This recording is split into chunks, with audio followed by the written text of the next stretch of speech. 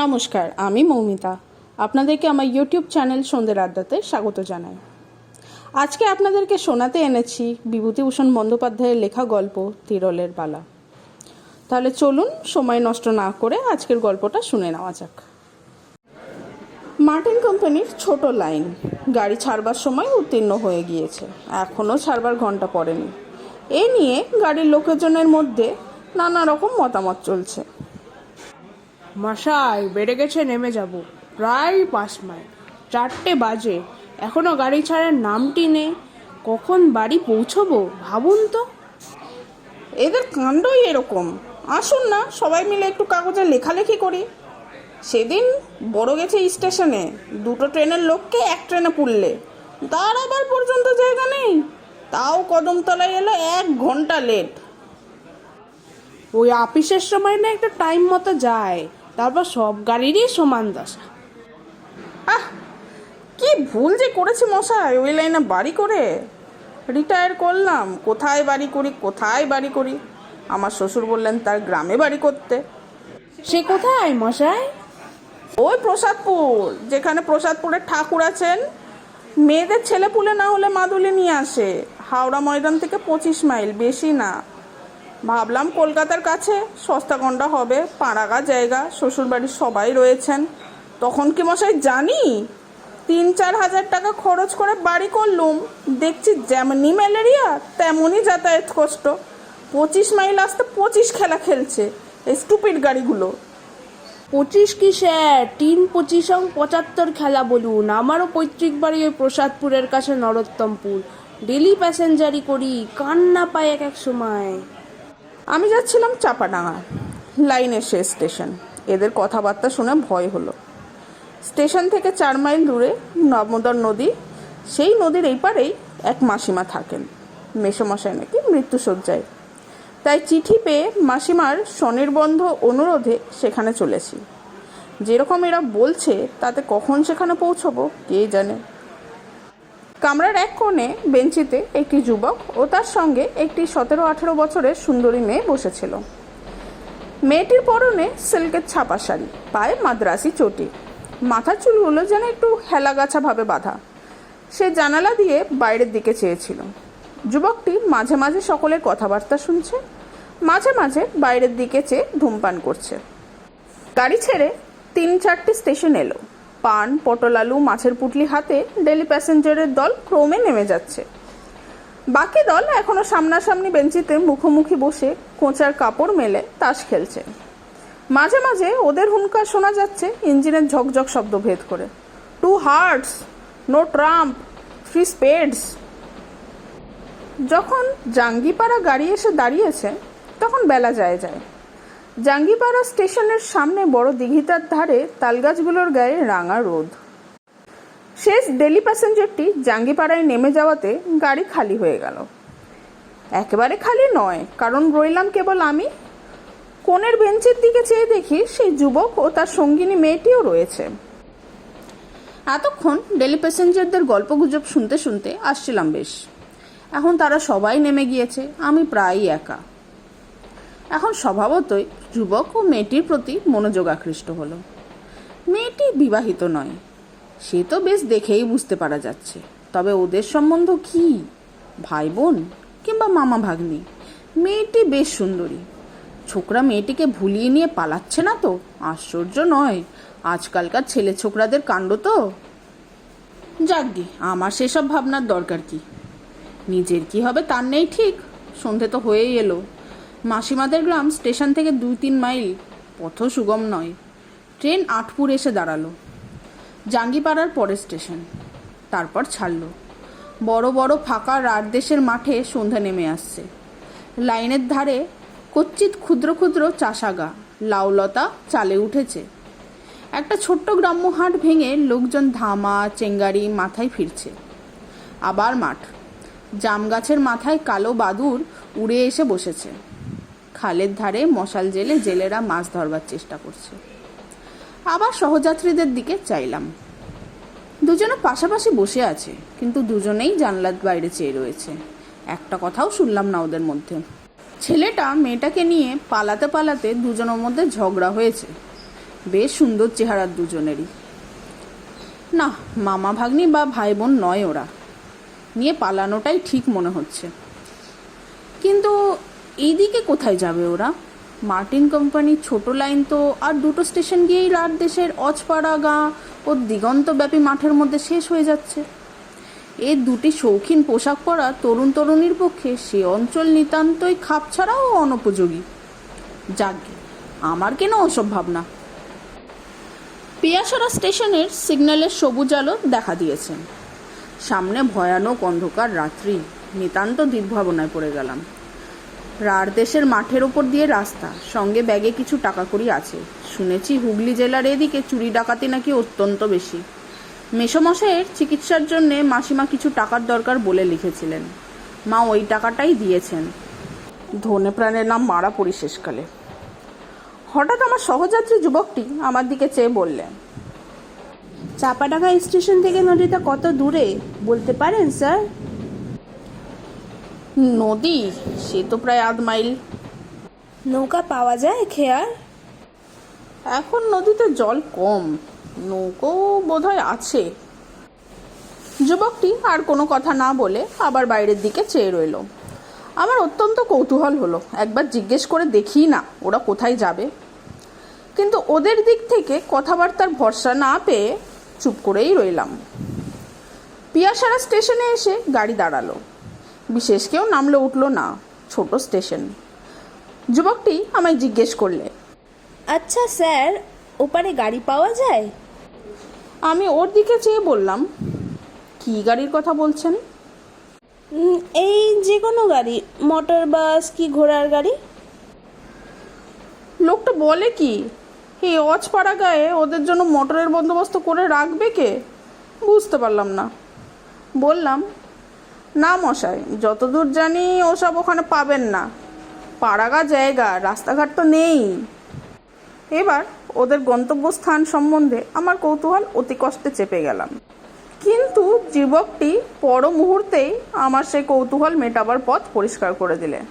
জিজ্ঞেস করলে, ওখান থেকে তিরুল কত দূর হবে জানেন স্যার? অত্যন্ত আশ্চর্য হয়ে ওর মুখের দিকে চাইলুম। তিরুল জানেন নাকি? সে তো অনেক দূর বলেই শুনেছি। আমিও এই দেশে প্রায় নতুন, ঠিক বলতে পারবো না, তবে 5-6 ক্রোশের কম নয়।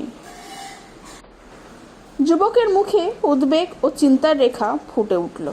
আমার দিকে একটু এগিয়ে এসে বসে বললে, যদি কিছু মনে না করেন স্যার, একটা কথা বলবো? তবে ইলপমেন্টই হবে যা আন্দাজ করেছিলাম। কিন্তু তিরোলে কেন? সেখানে তো লোকে যায় অন্য উদ্দেশ্যে। বললুম, হ্যাঁ বলুন না, বলুন। যুবকটি মেয়েটির দিকে আঙুল দেখিয়ে গলার সুর নামিয়ে বললে, ওকেই নিয়ে যাচ্ছি তিরুল, পাগলাকালের বালা আনতে। ওরই জন্য, আমার বোন। কাল অমাবস্যা আছে, কাল বালা পড়ার নিয়ম। বাধা দিয়ে বললাম, মেয়েটি কি? চুপ করে আছে এখন প্রায় 2 মাস, কিন্তু যখন ক্ষেপে ওঠে তখন ভীষণ হয়ে ওঠে। সামলে রাখা কঠিন। এত রাত যে হবে বুঝতে পারিনি। সবাই বলেছিল স্টেশন থেকে বেশি দূর নয়। আপনারা আসছেন কোত্থেকে? অনেক দূর থেকে স্যার, ধানবাদের কাছে সয়াল্ডি কলিগাড়ি। এই দিকের খবর কিছুই জানি না। লোক যেমন বলেছে তেমনই শুনেছি। কি করি এখন? ওই মেয়ে সঙ্গে বিদেশ বিভুঁই জায়গা, বড় বিপদে পড়ে গেলাম যে। চুপ করে ব্যাপারটা বোঝবার চেষ্টা করলাম। ছোকরা বিপদে পড়েছে বেশ। ওর কথা শোনার পর থেকে মেয়েটির দিকে চেয়ে দেখছি। চমৎকার দেখতে মেয়েটি। ধপধপে ফর্সা রং, বড় বড় চোখ, ঠোঁটের দুটি প্রান্ত উপর দিকে কেমন একটু বাঁকানো, তাতে মুখশ্রী আরো সুন্দর দেখাচ্ছে। অমন সুন্দরী মেয়ে নিয়ে এই বিদেশে রাত্রিকালে মাঠের মধ্যে দিয়ে 5-6 ক্রোশ রাস্তা গাড়ি ভাড়া করে গেলেও বিপদ কাটলো বলে মনে করবার কারণ নেই। এক চাপাডাঙ্গাতে কোথাও থাকা, কিন্তু পাড়া গায়ে অপরিচিত লোকদের, বিশেষ করে যখন শুনবে যে মেয়েটি পাগল, তখন ওদের রাত্রে আশ্রয় দেওয়ার মতো উদারতা খুব কম মানুষেরই হবে। যুবকটিকে বললাম, চাপাডাঙ্গাতে কোনো লোকের বাড়ি আশ্রয় নেবেন রাত্রে? তার চেষ্টা দেখব। না স্যার, ওকে অপরিচিত লোকের মধ্যে রাখতে পারবো না, তাহলেই ওর মেজাজটা খারাপ হয়ে উঠবে। আমি ছাড়া আর কারোর কাছে খাবে না পর্যন্ত। যে কোনো তুচ্ছ ব্যাপারে ও ভীষণ ক্ষেপে উঠতে পারে। সে ভরসা করি নে স্যার। সে মূর্তি দেখলে আমি ওর দাদা, আমি পর্যন্ত দস্তুর মতন ভয় পাই। সে না দেখাই ভালো, ও অন্য মানুষ হয়ে যায় একেবারে। চাপাডাঙ্গা স্টেশনে গাড়ি এসে দাঁড়ালো। রাত্রির অন্ধকার এখনো ঘন হয়ে নামেনি, তবে কৃষ্ণা চতুর্দশীর রাত্রি, অনুমান করাই যায় কি ধরনের হবে আর একটু পরে। চাপাডাঙ্গা স্টেশনের কাছে লোকের বাড়িঘর বেশি নেই, খান কতক বিচুলি ছাওয়া ঘর। অধিকাংশ পানবিড়ি, মুড়ি মুড়কি কিংবা মুদিখানা দোকান, একটা সাইকেল সারানোর দোকান, একটা হোমিওপ্যাথিক ডাক্তারখানা। ডাক্তারখানার একপাশে স্থানীয় একটি ডাকঘর, একটা পুকুর, পুকুরের ওপারে দু একখানা চাষাভুষা লোকের ঘর। আমরা টিকিট দিয়ে সবাই স্টেশনের বাইরে এলাম। সামনেই দু তিনখানা ছইওয়ালা গরুর গাড়ি দেখে আমার দুর্ভাবনা অনেকটা কমে গেল। কিন্তু যখন তাদের জিজ্ঞাসা করে জানলাম নদীর ধার পর্যন্ত তারা যায়, নদী পার হওয়ার উপায় নেই গরুর গাড়ির, তখন আমি আমার সঙ্গীটিকে বললুম, কি করবেন, নয়তো স্টেশনেই থাকবেন রাতে? না স্যার, কাল আমাবস্যা, আমায় তিরোল পৌঁছতেই হবে কাল। এখানে থাকলে কাজ হবে না। আপনি আর একটু কষ্ট করুন, আমার সঙ্গে চলুন। আপনাকে যখন পেয়েছি ছাড়তে পারবো না। আপনি না দেখলে কোথায় যাই বলুন? আমি তো বড় বিপদে পড়ে গেলাম। ওদিকে মেসোমশাইয়ের অসুখ, সেখানে পয়সা করে নিয়ে যত শিগগির হয় পৌঁছানো দরকার। এইদিকে এই বিপন্ন যুবক ও তার বিকৃত মস্তিষ্কা তরুণী ভগ্নী, ছেড়েই বা দিয়ে এদের কি করে এই অন্ধকার রাত্রে? তা হয় না, সঙ্গে যেতেই হবে, মেসোমশাইয়ের অদৃষ্টে যাই ঘটুক। গরুর গাড়ির গাড়োয়ানেরা কিন্তু ভরসা দিল। তিরলের বাঁধা রাস্তা, নদী পেরিয়ে গাড়ি পাওয়া যায়, পালকিও পাওয়া যায় একটু খোঁজ করলেই। হরদম লোক যাচ্ছে সেখানে, ভয়ভীতি কিছু নেই। নদীর খেয়া থেকে বড় জোর 2 ঘন্টার রাস্তা। নদীর ধার পর্যন্ত একখানা ছইওয়ালা গরুর গাড়িতে আমরা 3 জন এলাম। সারা ট্রেনে মেয়েটি কথা বলেনি, অন্তত আমি শুনিনি। ছইয়ের মধ্যে বসে সে প্রথম কথা কইল। যুবকটির দিকে চেয়ে বলল, দাদা, আমার শীত করছে। তোমার শীত করছে না? সুন্দর গলার স্বর, যেন সেতারের ঝংকার দিয়ে উঠল। আমি সহানুভূতির চোখে তরুণীর দিকে চাইলাম। আহা, এমন সুন্দরী মেয়েটি কি অদৃষ্ট নিয়েই জন্মেছে। বললাম, শীত করতে পারে, নদীর হাওয়া বইছে, সঙ্গে কিছু আছে গায়ে দেবার? যুবকটি বললে, না, গায়ে দেওয়ার মতন কিছু ধরুন এই বৈশাখ মাসে তো আনিনি। বিছানায় চাদরখানা পেতে গাড়িতে বসেছিলাম, ওখানা গায়ে দে। মেয়েটি আবার বললে, কি নদী দাদা? বেশ স্বাভাবিক সুরে সহজ ধরনের কথাবার্তা। আমি বললাম, দামোদর। মেয়েটি এবার আমার দিকে মুখ ফিরিয়ে বললে, বল্লভপুরে যে দামোদর, আমি জানি, খুব বড় নদী। না দাদা, ছেলেবেলায় দেখেছি।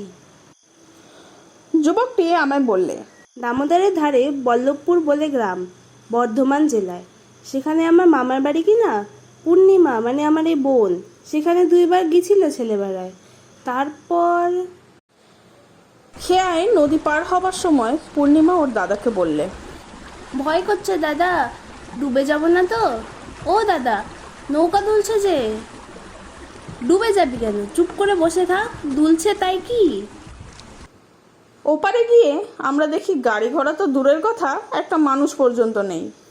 খেয়ার মাঝি লোকটা ভালো, সে আমাদের অবস্থা দেখে বলল, দাঁড়ান বাবু মশাইরা, শামকুড়ের গোয়ালপাড়ায় গরুর গাড়ি পাওয়া যায়, আমি ডেকে দিচ্ছি, আপনারা নৌকাতেই বসুন। পূর্ণিমা বললে, দাদা, কিছু খাবে না? খাবার রয়েছে তো।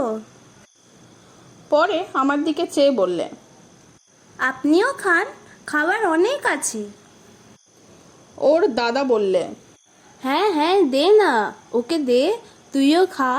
কিছু তো খাসনি, পৌঁছতে কত রাত হয়ে যাবে। পূর্ণিমা একটা ছোট্ট পুটুলি খুলে আমাদের সবাইকে লুচি, পটল ভাজা, আলু চচ্চড়ি ও ও মিহিদানা পরিবেশন করে দিলে।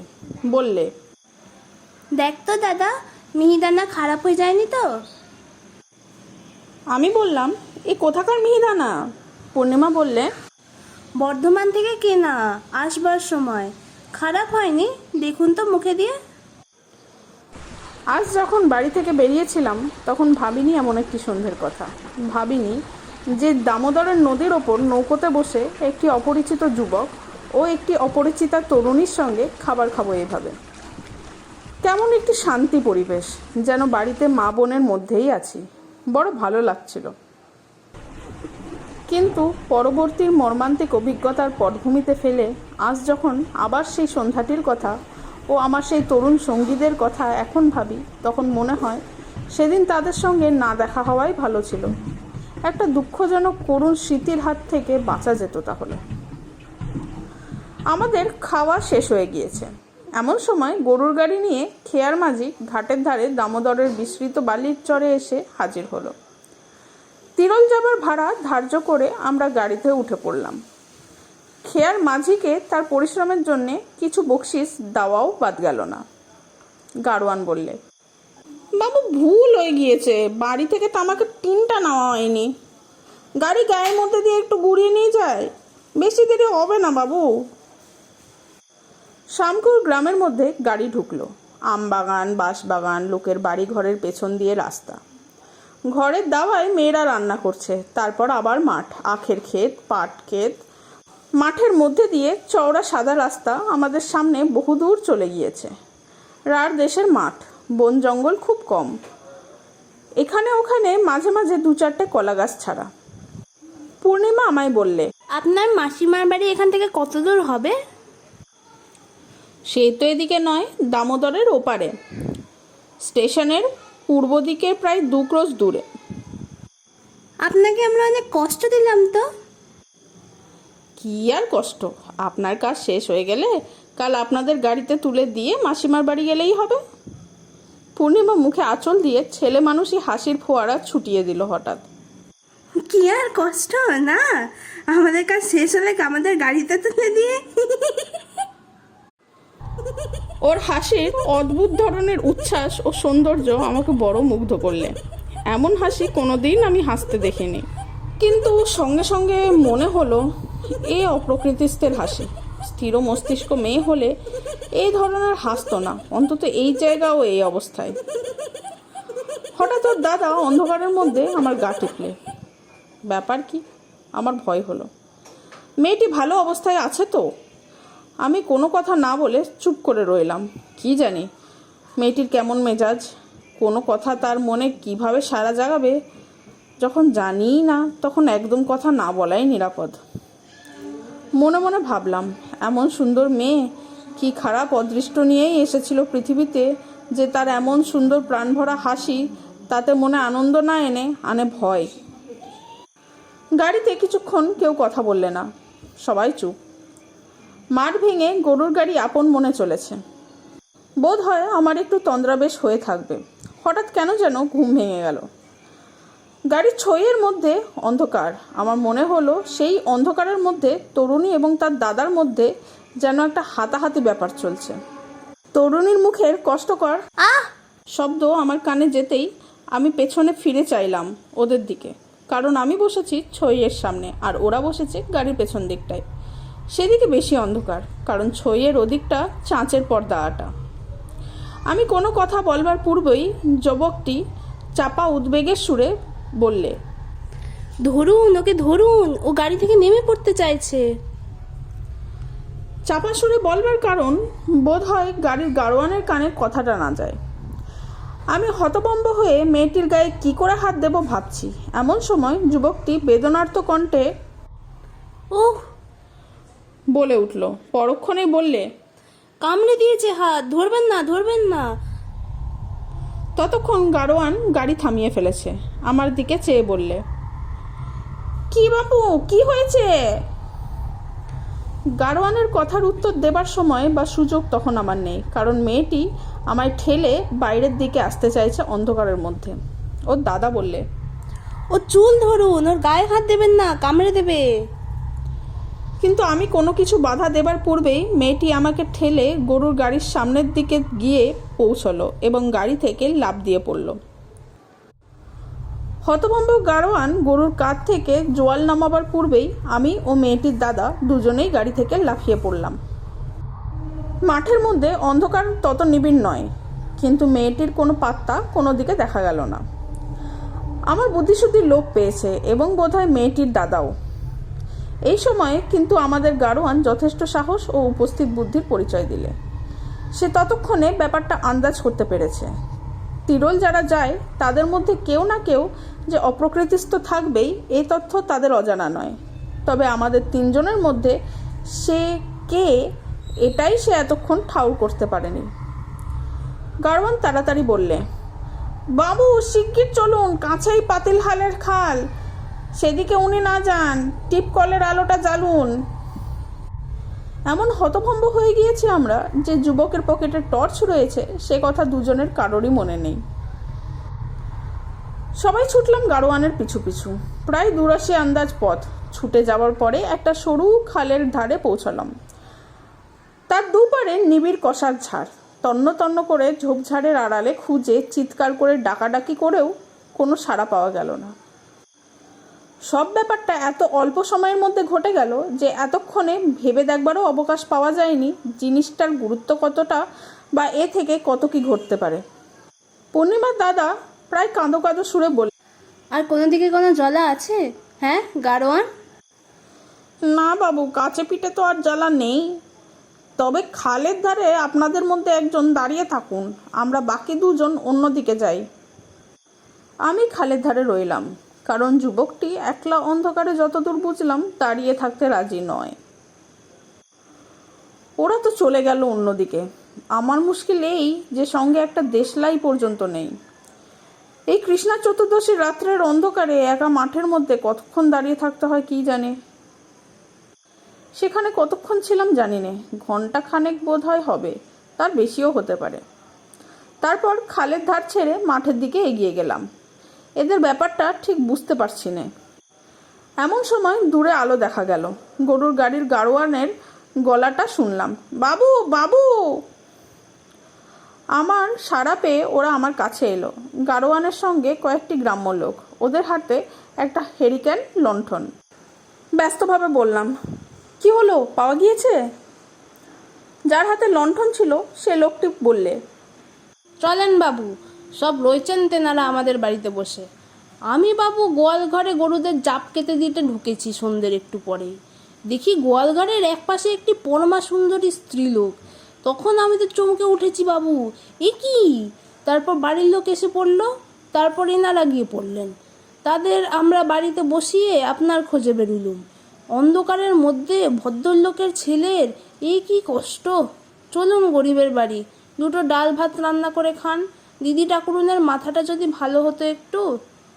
দিদি ঠাকুরুন তো একেবারে লক্ষ্মীর কৃত্রিম।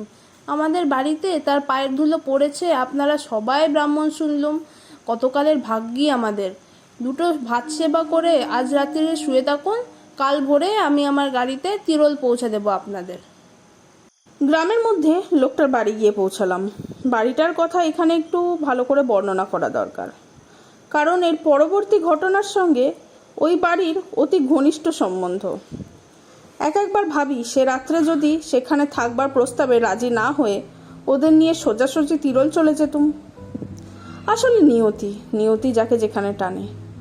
তিরোল গেলেই কি আর নিয়তির হাত থেকে উদ্ধার পাওয়া যেত? ভুল।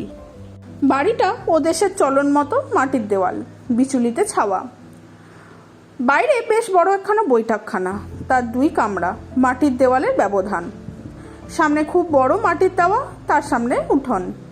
উঠানের পশ্চিম ধারে ছোট একটা ঘাট বাঁধানো পুকুর। বৈঠকখানার 2টো কামরার মধ্যে যেটা ছোট সেটার পেছনের দোর খুলে কিন্তু বাইরের উঠোনে আসা যায় না, সেটি অন্তঃপুরে যাতায়াতের পথ। গৃহস্বামীর নাম রসিকলাল ধারা, জাতিতে কৈবর্ত। সুতরাং তাদের রাধা ভাত আমাদের চলবে না। রসিকলালের একান্ত অনুরোধে আমরা রান্না করতে রাজি হলাম। জিনিসপত্র, দুধ, শাকসবজি 6 জনের উপযোগী এসে পড়ল। আশ্চর্যের বিষয় এই যে রান্না করলে পূর্ণিমা। পূর্ণিমা আবার সেই আগের মতো শান্ত স্বাভাবিক মূর্তি ধরেছে। তার কথাবার্তা, রান্নার কৌশল, সহজ ব্যবহার দেখে কেউ বলতে পারবে না কিছুক্ষণ আগে এই গাড়ি থেকে লাফ দিয়ে পালিয়েছিল। খেতে বসার কিছু আগে পূর্ণিমা যেখানে রাখছে সেখানে উঁকি মেরে দেখি গ্রামের অনেক মেয়ে ওকে দেখতে এসেছে, নানা রকম কথাবার্তা জিজ্ঞেস করছে। বুঝলাম পূর্ণিমার কাহিনী গ্রামময় রটে গিয়েছে। রাত 11টা প্রায় বাজে। পূর্ণিমা এসে আমাদের ডেকে নিয়ে গেল খেতে। আমি বললাম, সকলের সঙ্গে আলাপ হলো পূর্ণিমা? পূর্ণিমা সলজ্জ হেসে বললে, ওরা সব এসেছে কেন জানেন? আমার সবাই দেখতে এসেছে। আমি বললাম, আমি ভাই আপনাদের মতোই মেয়ে, দুখানা হাত দুখানা পা, আমায় দেখবার কি আছে? ওর দাদা বললে, আর কি কথা হলো? আর কিছু না, আমাদের বাড়ি কোথায়, আমার বয়স কত, এই জিজ্ঞেস করছিল। তারপর বেশ দিব্যি সহজভাবেই বলল, আর বলছিল তোমার বিয়ে হয়নি। আমি বললাম, এই বছর আমার বিয়ে দেবেন বলেছেন বাবা। বলেই সে আমাদের পাতে ডালনা কি পরিবেশন করতে আরম্ভ করলে। আমি তো অবাক। ওর দাদার দিকে চাইতে সে বেচারি আমায় চোখ টিপলে। পাগল হোক উন্মাদ হোক, মেয়েদের স্বাভাবিক প্রবৃত্তি যাবে কোথায়? বড় কষ্ট হলো ভেবে, অভাগীর প্রসাদে জীবনে পূর্ণ হবার নয়। কিন্তু এ ধরনের দু একটা বেফাস কথা ছাড়া পূর্ণিমার অন্য সব কথাবার্তা এমন স্বাভাবিক যে কেউ তার মধ্যে এতটুকু খুঁত ধরতে পারবে না। ওর গলার সুরটা ভারী মিষ্টি। খুব কম মেয়ের গলায় এমন মিষ্টি সুর শুনেছি। এমন একটি সুন্দর চালচলন নিজের দেহটা বহন করে নিয়ে বেড়ায় সে, যেন মনে হয় ও সাধারণ কোনো মেয়ে নয়। আমায় বললে, আপনাকে তো আমরা বড় কষ্ট দিলুম, আমাদের শৈলারিতে যাবেন কিন্তু একবার দাদা। বেশ, যাবো ওই কি দিদি, নিশ্চয়ই যাব। এই পূজার সময়ই যাবেন। আমাদের ওইখানে দুখানা পুজো হয়, একখানা কলিয়ারির বাবুরা করে, আর একখানা বাজারে হয়। শখের থিয়েটার হয়। ওর দাদা এই সময় বললে, আর একটা জিনিস দেখবেন, সাঁওতালের নাচ, সে একটি দেখবার জিনিস। আসুন পুজোর সময়, ভারী খুশি হব আমরা আপনি এলে। পূর্ণিমা উৎসাহের সঙ্গে বললে, তাহলে কথা রইল কিন্তু দাদা, বোনের নেমন্তন্ন রাখতেই হবে আপনার। এই সময় গৃহস্বামীর মেয়ে দুধ নিয়ে এসে পূর্ণিমাকে বললে আমাদের সকলকে দুধ দিতে। পূর্ণিমা বললে, তাহলে একখানা দুধের হাতা নিয়ে এসো খুকি, ডালের হাতায় তো দুধ দেওয়া যাবে না। পূর্ণিমার এই সমস্ত কথাবার্তার খুঁটিনাটি আমার খুব মনে আছে, কারণ পরে এই কথাগুলি মনে মনে আলোচনা করবার যথেষ্ট কারণ ঘটেছিল। আহার আদির প্রায় আধ ঘন্টা পর আমরা সবাই শুয়ে পড়লুম। পূর্ণিমা তার দাদার সঙ্গে বাইরের ঘরের ছোট কামরাটায় এবং আমি বড় কামরাটায়। এবার আমি নিজের কথা বলি। শরীর ও মন বড় ক্লান্ত ছিল। অল্পক্ষণের মধ্যে ঘুমিয়ে পড়েছিলাম, কিন্তু কতক্ষণ পরে জানি না, এবং কেন তাও জানি না, হঠাৎ আমার ঘুম ভেঙে গেল। আমার বুকে যেন পাথরের ভারী বোঝা চাপিয়েছে। নিঃশ্বাস প্রশ্বাস নিতে কষ্ট হচ্ছে। ভাবলুম নিশ্চয়ই নদীর ঠান্ডা হাওয়া লেগে গেছে, কিংবা ওরকমই কিছু। অমন হয়, আবার ঘুমাবার চেষ্টা করি। এমন সময় আমার মনে হলো পাশের কামরায় কীরকম একটা কৌতূহলজনক শব্দ হচ্ছে। হয়তো পূর্ণিমার দাদার নাক ডাকার শব্দ। অদ্ভুত রকমের নাক ডাকা বটে, যেন গঙ্গানি ও কাতরানির শব্দের মতো। একটু পরেই আর শব্দ শুনতে পেলুম না। আমিও পাশ ফিরে ঘুমিয়ে পড়লাম। আমার ঘুম ভাঙল খুব ভোরে।